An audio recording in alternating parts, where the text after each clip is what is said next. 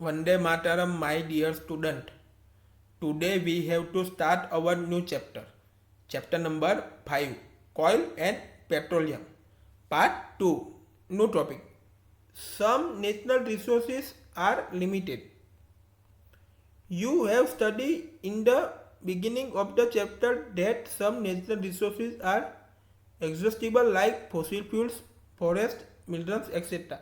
तो चैप्टर के स्टार्टिंग में ही हमने पढ़ाई की है कि सम जो नेचुरल रिसोर्सेज होते हैं वो एग्जॉस्टिबल होते हैं. तो एग्जॉस्टिबल में क्या आता है? Fossil fuels, forest and minerals. You know that coal and petroleum are fossil fuels. तो आप सबको पता ही है कॉयल एंड जो पेट्रोलियम है वो फॉसिल फ्यूल्स है. It require the dead organism million of the year to get converted into the this fuels. तो जो डेड ऑर्गेनिज्म है उसको मिलियन ऑफ द ईयर्स हो गए उसको कन्वर्ट होने में, तो हमको क्या इनटू द फ्यूल्स बनने में तो काफ़ी सारे ईयर्स लग गए. On the other hand the non reserves of this will last only a few hundred years. Moreover, burning of these fuels is a major cause of air pollution. तो हम सबको पता ही है कि हम काफ़ी सालों से जो भी फ्यूल्स हम बर्निंग कर रहे हैं वो वन ऑफ जो major cause of air pollution है. उसके थ्रू क्या होता है? एयर पोल्यूशन होता ही है. Their use is also linked to global warming. It is therefore necessary that we use this fuel only when absolutely necessary. तो उससे क्या होता है? ग्लोबल वार्मिंग भी होता है. तो अब हमको क्या करना चाहिए? जब हमको फ्यूल्स की नेसेसरी ज़रूरत हो तभी उनका यूज़ करना चाहिए. ज़रूरत के हिसाब से उसका यूज़ करना चाहिए. ज़रूर नहीं हो तो उसका यूज़ करना नहीं चाहिए. This will result in better environment, smaller risks of global warming and then availability for a longer period of time. तो उसका रिजल्ट कैसा आएगा? एनवायरमेंटल में अच्छा आएगा. तो उससे ग्लोबल वार्मिंग भी स्मॉलर रिस्क हो जाएगा and availability of longer time of the time. तो उससे पॉल्यूशन भी कम हो जाएगा हमारा. In India the petroleum conservation research association यानी PCRA advise people how to save petrol and diesel while driving their tips.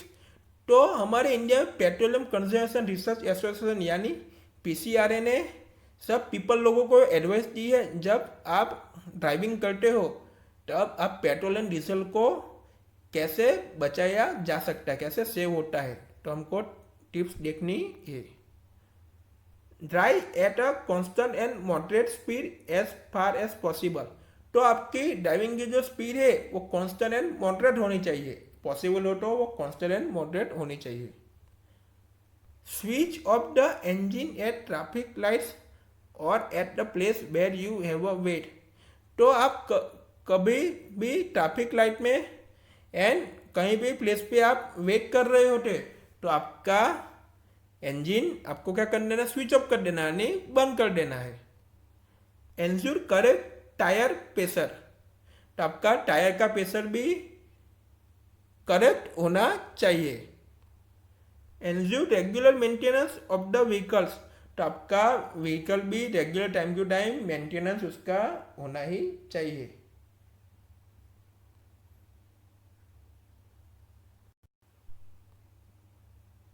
Exercise.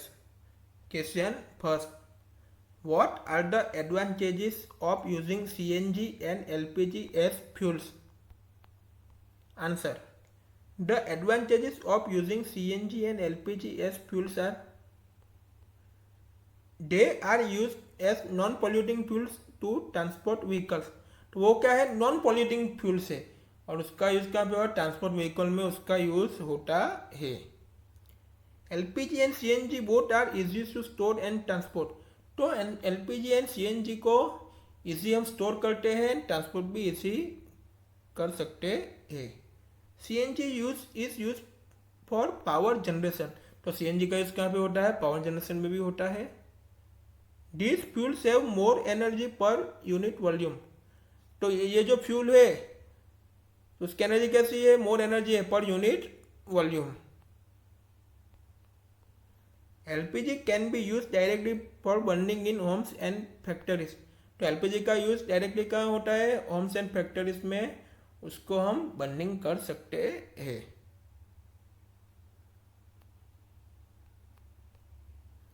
These are easily available and have affordable cost। तो वो easily available होता है, उसका cost भी क्या है? Affordable है। LPG and CNG as virtually no ash particulars left after burning. तो एलपीजी एंड सीएनजी को हम क्या करेंगे? बर्निंग करेंगे तो उसके बाद भी क्या होगा? नो आज पार्टिकल्स, हमको कुछ नो आज पार्टिकल्स मिलेंगे, हमको कुछ पार्टिकल्स मिलेंगे ही नहीं।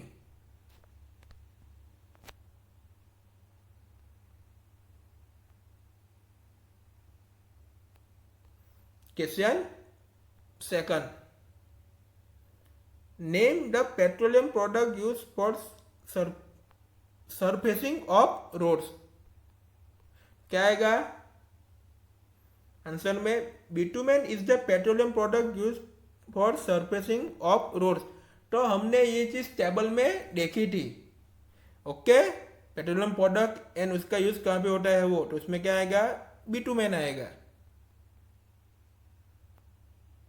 Question third, describe how coil is from dead vegetation. What is this process called? Answer third, about 300 million ago the earth had dense forest in low lying wetland areas। तो about 3 million years ago क्या हुआ था? जो अर्थ था तो उसके नीचे क्या था? लो लाइंग वेटलैंड एरिया था। तो वो ऐसा एरिया था, वो वहां पे क्या था? फॉरेस्ट है, यानी काफी जंगल जैसा था। Due to natural processes like flooding, तो वहां पे क्या आई? नेचुरल प्रोसेसिंग आई, फ्लडिंग आया। तब क्या हुआ? This forest got buried under the soil. तो वो जब सब फॉरेस्ट थे वो सॉइल के अंदर सब बरीड हो गए, सॉइल के अंदर सब चले गए। एज मोर सॉइल डिपोजिट ओवर डैम दे वर कंप्रेस्ड। उसके बाद क्या हुआ?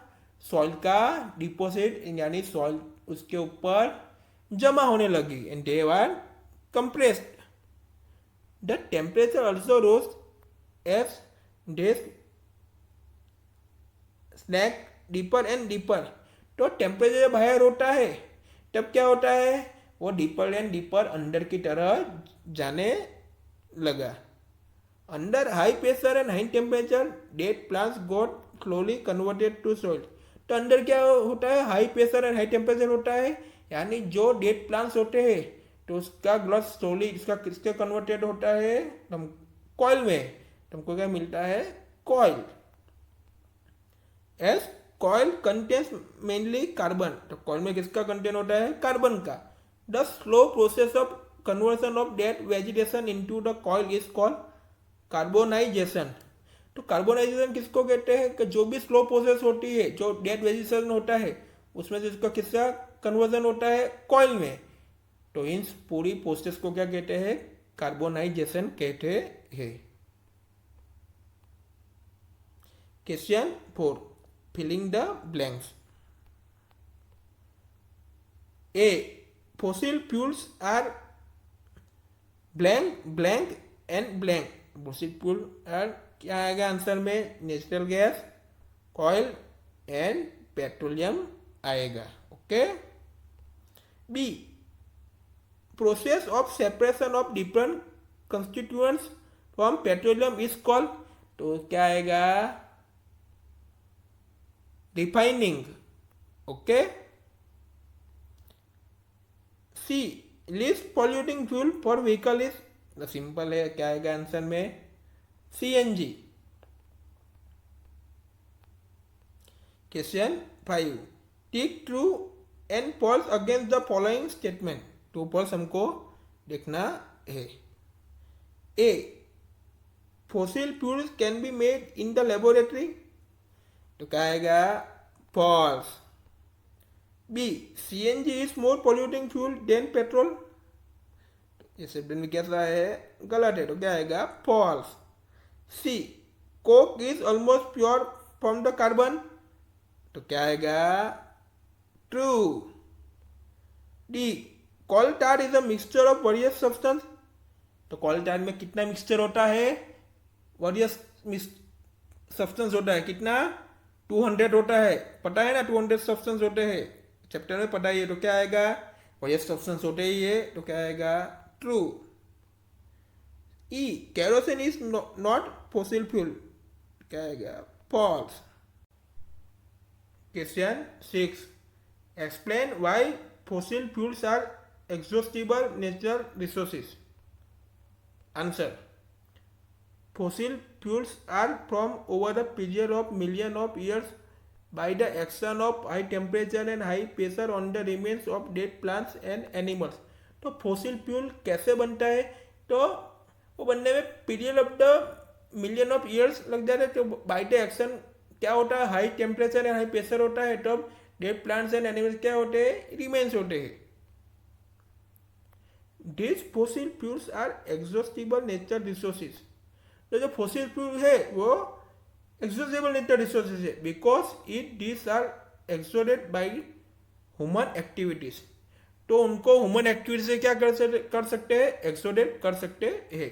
Can not be recreated in the short period of time, तो वो शॉर्ट पीरियड ऑफ टाइम में उसका रिक्रिएटेड नहीं होगा।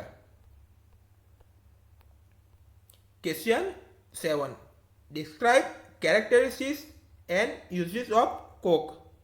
कोक की कैरेक्टरिस्टिक्स एंड यूजेस हमको देखना है। Answer: coke is tough, porous and black substance.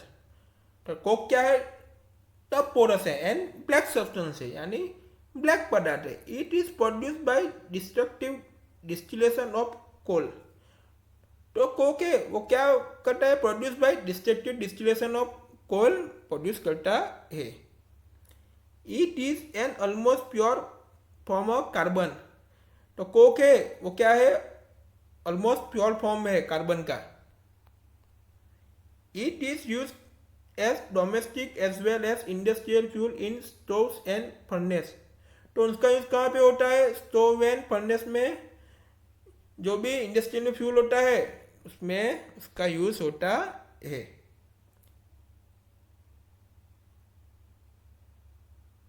It is use in the manufacture of steel. तो कोक का यूज मैन्युफैक्चर ऑफ स्टील में भी होता है। It gives little or no smoke. It is use for extraction of metal. तो coke का use कहाँ पे होता है? एक्सट्रैक्शन ऑफ मेटल्स में भी कोक का यूज होता है। It can be use to make fuel gas. तो कोक के टू क्या मेक करते हैं? फ्यूल गैस भी मेक होता है। Question 8, explain the process of formation of petroleum.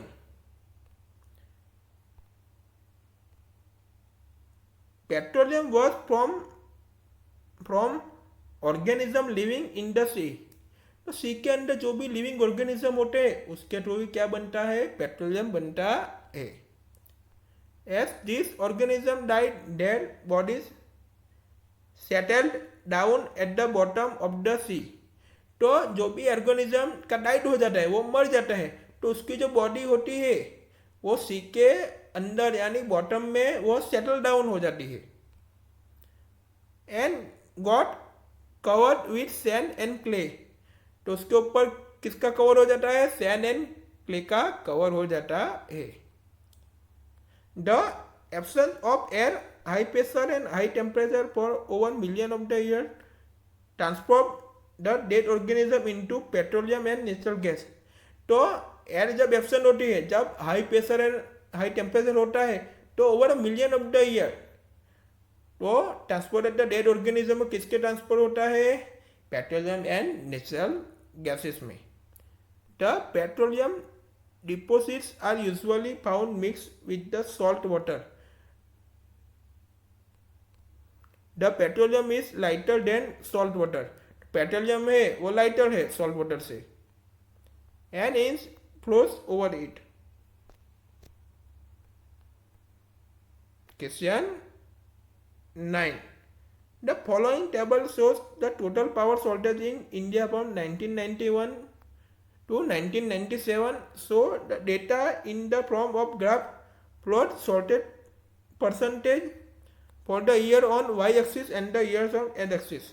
Okay, हमको टेबल देखना है। नंबर है ईयर से शॉर्टेज है वो परसेंटेज में है। ओके, 1991 में 7.9 शॉर्टेज परसेंटेज है, 1992 में 7.8 शॉर्टेज परसेंटेज है, 1993 में 8.3 परसेंटेज है, 1994 में कहते 7.4 है, 1995 में कितना है 7.1 है, 1996 में कितना है 9.2 है, 1997 में कितने है 11.5 है। अब हम देखेंगे